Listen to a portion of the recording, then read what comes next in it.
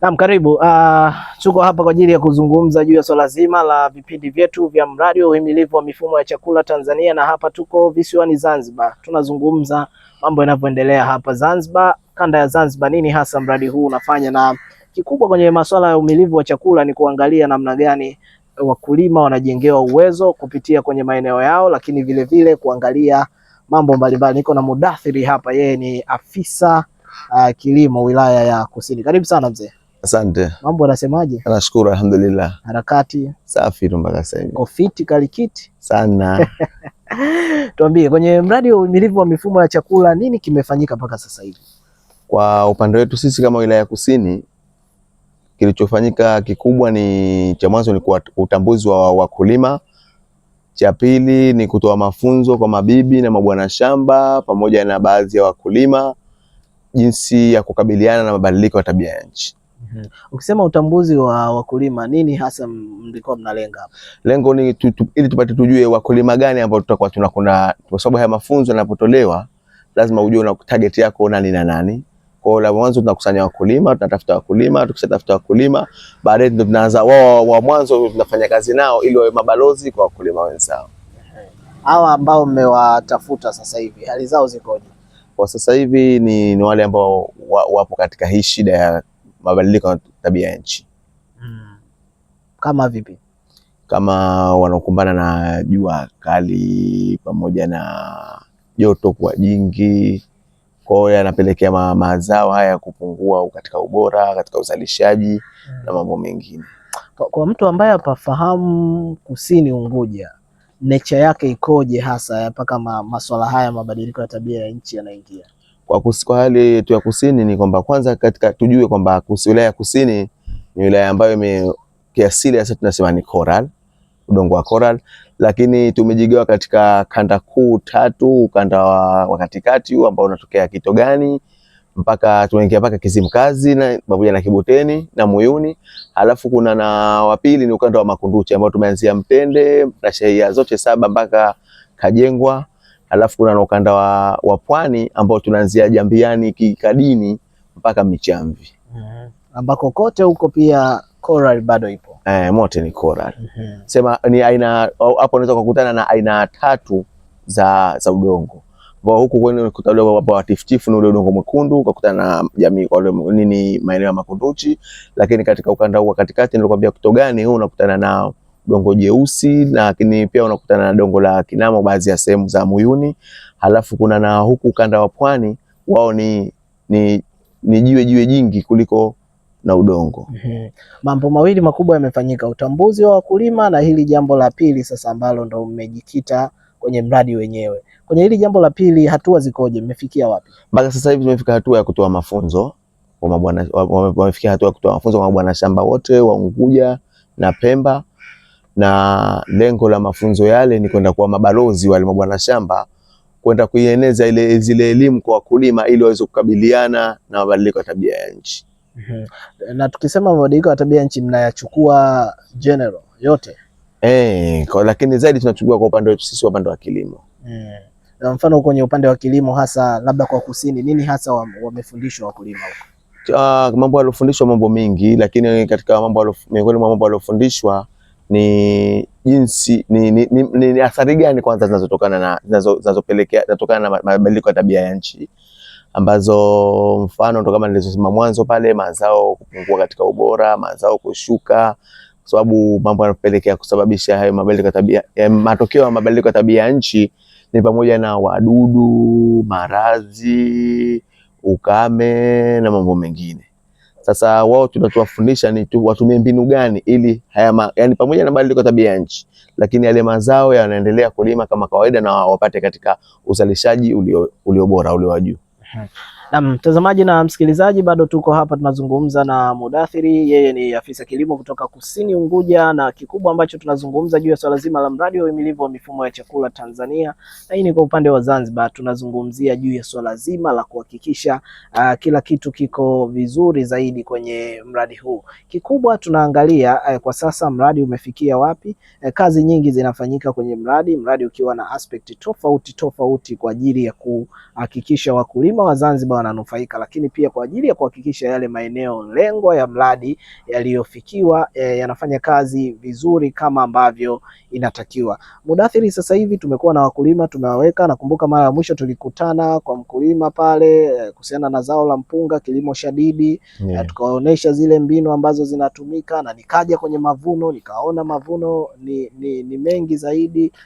Hamasa ile bado inaendelea kwa wakulima kutokana na mradi. Kwa yule mkulima wetu kwanza, mpaka sasa tunashukuru anaendelea kama alivyoanza vizuri na anaendelea mpaka sasa anaendelea vizuri kwa kushirikiana na bwana shamba wake wa shehia za Muyuni pamoja na afisa kilimo. Pia katika kwenye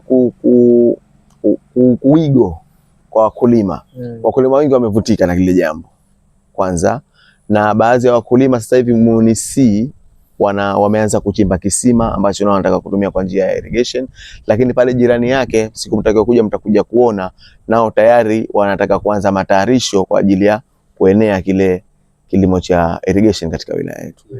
Unadhani bado nini hasa ambacho kinakosekana upande wa wakulima na upande wa mradi kuhusiana na jumla? Kuhusiana na ujumla, kwa ujumla mpaka sasa hivi naona wanakwenda vizuri, kwa sababu zile hatua ambazo zinatakiwa tuzifanye ndizo ambazo wao wazifanye ndizo wanazifanya. Kwa mfano wameanza na hatua ile ya utambuzi wa wakulima kama nilivyokuambia, lakini hatua nyingine waliokwenda ni kuwapa mafunzo wa bwana shamba, lakini hatua ya tatu tunatarajia time yote kufanyika ni kwenda tour kwa bwana shamba. Hatuwezi kuwachukua kwa sababu ni wengi, baadhi watawakilisha kila wilaya kutoka Unguja na Pemba, watakwenda kujifunza katika jirani hapo Morogoro. Wanatarajia time wanajipanga safari ya masomo kuelekea Morogoro kwa ajili ya kwenda kujifunza kwa vitendo. Kwa ajili ya kujifunza, na tuliona watu kutoka Pemba walikuja pia kwa ajili ya kujifunza. Nyinyi pia sasa hivi mmepanga kwa ajili ya kwenda kuwatembeza Morogoro. Nini hasa wataenda kuangalia kule? Watakwenda kuzungumza, wataenda kuangalia kiujumla mambo yote ya kilimo, ikiwemo kwa sababu hii inakusanya mpaka na bwana shamba wa irrigation za mpunga. Kwa hiyo wanategemea kwenda kuangalia mabonde ya mipunga, kwenda kuangalia kilimo cha mboga na vyote ambavyo wenzetu wanavyofanya, ambavyo tusie pengine vitakuja kuwa vigeni, tuje waje wawakilishe kwa ajili ya kueneza zile taaluma tunazopata huko. Miaka 5 ya mradi, mnaona utaacha athari? Tunavyohisi, ingawa pamoja na kwamba mwanzo ulikwenda polepole, lakini sasa hivi naona kasi yake imeongezeka zaidi, kwa sababu ni kila siku nikimaliza jambo hili wanaendelea jambo hili hatua kwa hatua. Na tunavyoomba tuombe Mungu kwamba hii kasi iendelee mpaka tutakapomaliza mradi. Sustainability vipi na yenyewe itakuwepo? Kwa sababu changamoto ya miradi hii inapokuja, uhimilivu ustahimilivu wa jambo unaweza ukawepo kipindi cha mradi, lakini mradi ukiisha, uendelevu wake kwa wakulima wetu ambao tumewajengea inakuwa pia ni changamoto. Ninyi kama maafisa ambao ndo mko huko, mna wakulima, mabosi wa wakulima, mnawatembelea kila siku, mnafanyeje? Jambo zuri kwamba ukitaka kumpa mtu kitu ambacho kumuendeleza katika maisha yake, wewe mpe elimu, na ndio jambo ambalo kubwa wanalolifanya wao bwana, ni kutoa elimu kwa maafisa kilimo, mabwana shamba pamoja na wakulima. Ukishampa elimu, maana yake ile elimu yake atakuwa anaendelea kuitumia mpaka vizazi na vizazi vinavyoendelea. Sasa wao kwa upande wao athari itapatikana, kwa sababu wameanza mfano hatua moja tayari, yule wameanza kuanza kusomesha wale wakulima, kama pale kwetu Muyuni pale tayari yule mkulima tayari kaanza kuiga, kafanya na kaonekana lile jambo, na wakulima wengine tayari wameendelea kuiga, wanaanza kuiga. Kwa hiyo tunatarajia kwamba na wengine wataendelea kuiga mpaka tutahakikisha na Muyuni na katika wanaotajika katika mambo ya kilimo cha irrigation na sisi tunatajwa. Lakini kwa chanzo unakuta mradi na pamoja na kwamba juhudi za mkulima mwenyewe, lakini na mradi na umetia nguvu zake. Na ninyi mmejipanga vipi kuwatumia hawa kama mfano kwa ajili ya kuonyesha kwamba bwana, tulikuwa na mradi ambao unafanyika hapa, labda sasa hivi umeisha, time imeisha na nini, lakini hawa ndio kweli ambao walionyesha juhudi. Cha mwanzo tunachokifanya kwanza, hatumuachi yule mkulima, sababu mkulima anaonyesha mwenyewe jitihada zake, tunakwenda naye sambamba mwanzo mpaka mwisho, na ndo tunachoendelea kukifanya.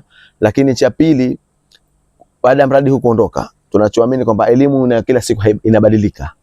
tayari mambo yanabadilika, elimu inabadilika. Kwa mfano mdogo tu kwamba elimu ambazo tunatoka nazo chuoni, unapofika huku saa nyingine kuna baadhi ya wadudu, maradhi unakuja kukuta wepya. Kwa hiyo ni jitihada za mtu mwenyewe kwanza kuhangaika kutafuta zile elimu. Kwa maana hiyo kila siku inaongezeka. Kikubwa tutachokifanya sisi ni kwamba unapotokea fursa mfano za elimu au iwe elimu ya darasani au kwenda kutembea field visit, basi wale ndio tunakuwa tunawapa kipaumbele. Na wale tunawatumia ni kama wakulima viongozi katika zile shehia zao. Okay. Neno lako la mwisho kuhusiana na mradi kwa wakulima wako? Neno langu la mwisho kuhusiana na mradi kwa wakulima wangu ni kwamba mradi tutumie, na wanachokitarajia kwenye mradi baada ya kuondoka ni matokeo mazuri kwa wakulima na kuendeleza. Kwa hata kama utakapomaliza huu mradi, basi wao wanaendeleza kufanya hizo shughuli ambazo au elimu ambayo walioachiwa, ili kupata, kwa sababu lengo kuu ni kupata kutoka kilimo cha sasa na kilimo tunalima kilimo cha biashara. Hilo ndio lengo la kilimo cha mazoea. Kutoka cha mazoea kwenda kilimo cha biashara, na pamoja na kwamba jitihada tumeanza kuziona na matokeo tumeanza kuyaona, basi wasisite kuendeleza hata kama mradi utakapomalizika. Shukrani sana bwana, tumezungumza mengi sana, na hivi ndivyo ambavyo tunatamatisha kwa siku ya leo kipindi hiki cha mradi wa uhimilivu wa mifumo ya chakula. Msikilizaji na mtazamaji ambaye umekuwa ukitufuatilia, haya ni mazungumzo yetu ambayo tumekuwa tukizungumza hapa kuhusiana na namna ambavyo mradi wa uhimilivu wa mifumo ya chakula umekuwa ukifanya vizuri zaidi na zaidi. Mudathiri nilikuwa nazungumza naye, yeye ni afisa kilimo kutoka wilaya ya Kusini Unguja, yuko pale kwa ajili ya kuhakikisha mradi huu unafanya vizuri na kuhakikisha swala zima la wakulima na wenyewe wanafanya vizuri. Hadi wakati mwingine, mimi ni Arkam Daba. Tuwashukuru sana Wizara ya Kilimo, Umwagiliaji, Maliasili na Mifugo kwa kushirikiana pia na wasimamizi wa mradi huu wa uhimilivu wa mifumo ya chakula kwa kukuandalia mwendelezo wa vipindi hivi, kujua mradi nini hasa unafanya visiwani Zanzibar. Kwa heri kwa sasa.